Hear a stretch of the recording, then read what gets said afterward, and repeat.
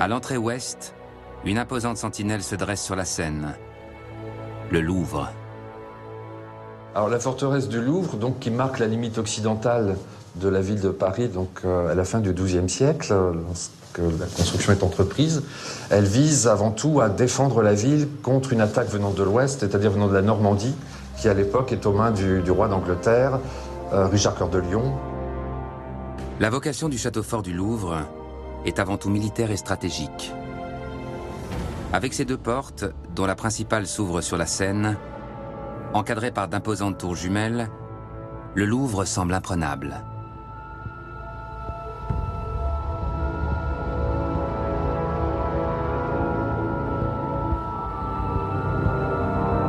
Cette forteresse redoutable et austère veille sur une ville à l'urbanisme singulier. Les rues sont très étroites, les maisons sont plus hautes donc on l'imagine, les ponts sont couverts de maisons, donc les Parisiens n'ont que très rarement l'occasion d'avoir une vue d'ensemble de leur ville. Ils connaissent leur rue, ils connaissent ce qu'il y a autour de la rue, ils voient un bout de ciel, mais au fond, ils sont confinés.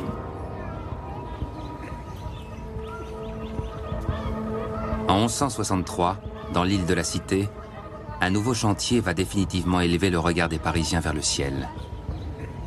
Maurice de Sully, l'évêque de Paris, a le projet de concevoir un vaisseau somptueux aux dimensions démesurées, la cathédrale Notre-Dame.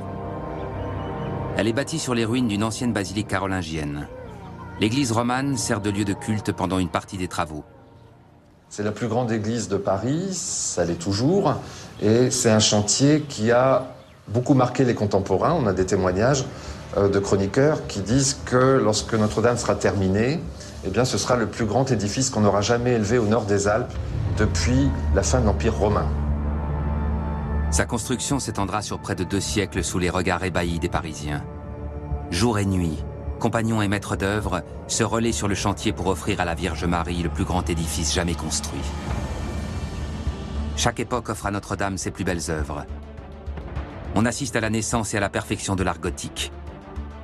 Jamais un édifice n'a suscité autant de passion. Prouesses techniques et défis vertigineux se succèdent. Peu à peu, Notre-Dame devient une silhouette aérienne, magistrale, les bras tendus vers le ciel. Face à la porte principale de la cathédrale, on perce la rue Neuve Notre-Dame sur 6 à 7 mètres de large. Un véritable boulevard pour l'époque.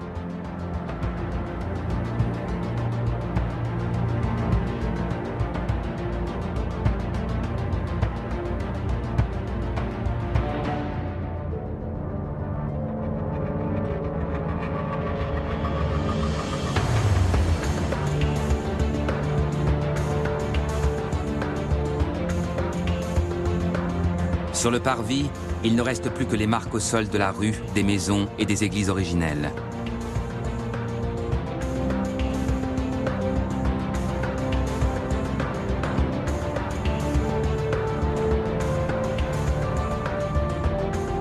Cette place est devenue un lieu de vie prisé des Parisiens et des touristes du monde entier.